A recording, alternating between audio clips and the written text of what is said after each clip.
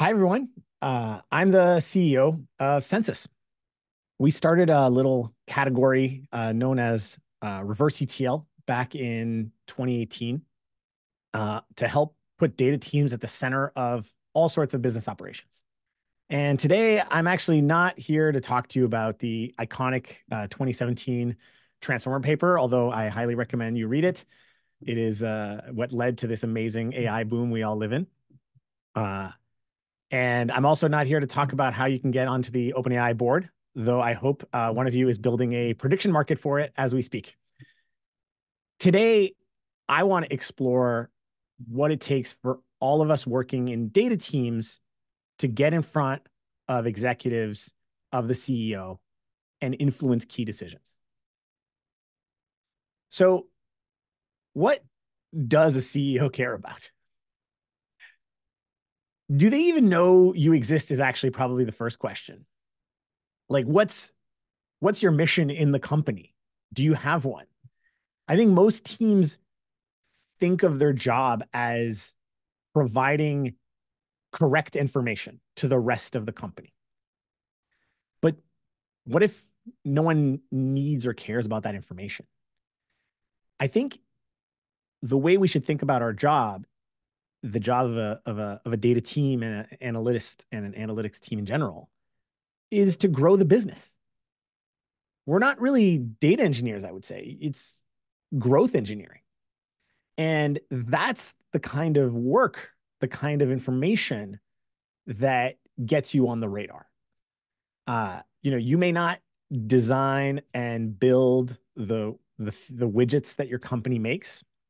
You might work at a clothing company and retail, but you need to help me direct the flow of those widgets, of how the company achieves growth. And that's really all, like, to really boil it down, that's really all CEOs care about. Did this project, move the needle?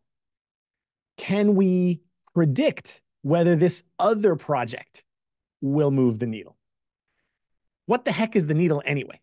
That part is simple.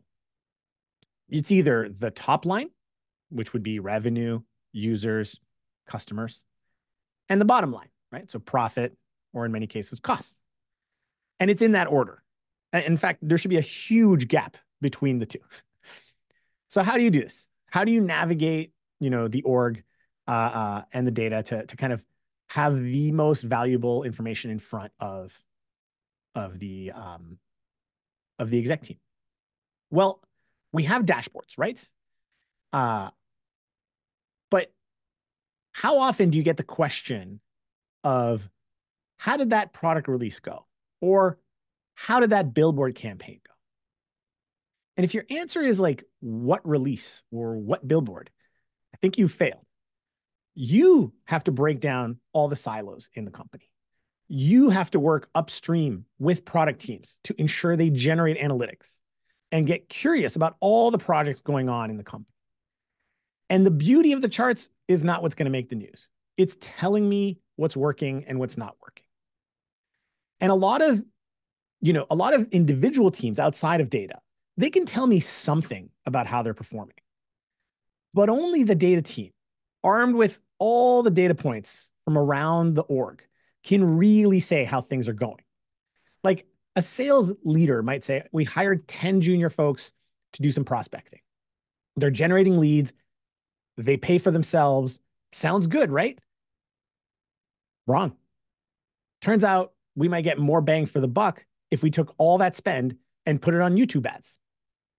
This is just an example, obviously, but it's the kind of thing CEOs love to learn. Like, that's the information you can bring uniquely that would get you noticed and get the company growing. And you have to be careful. I've seen way, way too many data analysts get mired in being precise about things. And stat sig matters. But what matters more, in my opinion, is significant digits. You're generally not in the field of bookkeeping. You have to help me decide what to invest in and what to kill. Executives are paid to make decisions.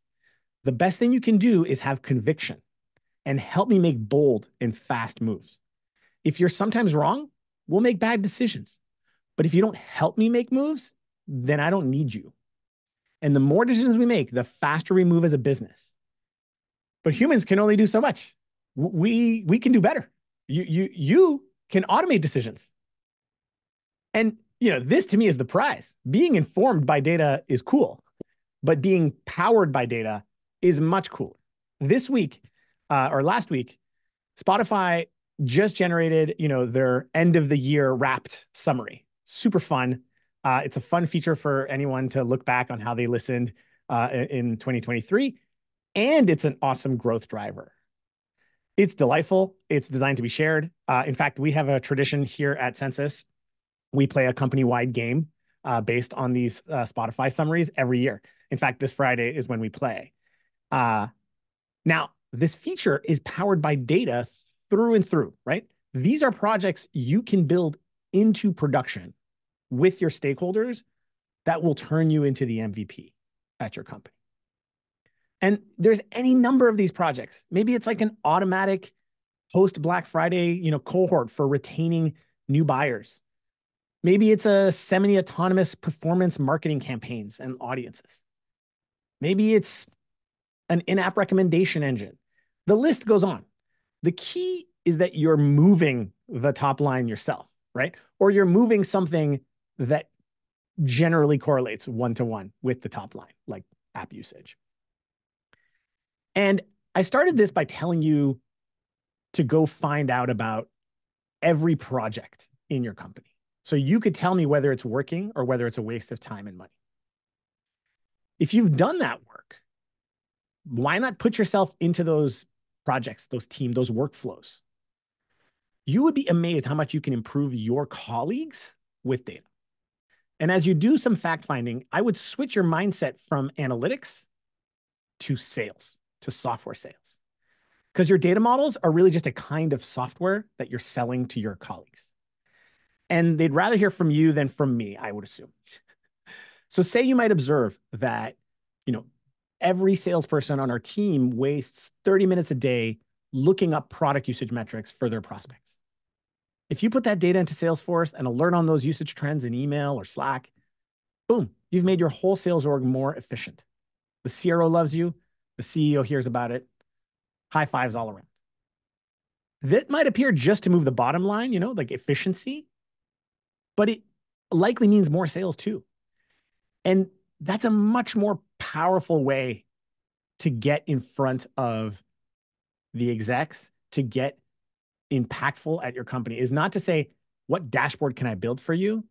But it's actually to improve your team's performance or improve your product's performance using data. And if you made it this far, I have one last thing to say, which is anytime you are in front of what I will call the C-suite, you should focus on way, way fewer metrics and the most straightforward answers possible. You want to show, you want to do the distillation for the executives. They cannot read through 40 pages of stats unless they really want to dig in with you. But they do want to know the kind of highest level summary and help them make a decision, right? That is the best way to be clutch in a company. And the more you do that, the more the company will build and the more you'll become key. So thanks, everybody.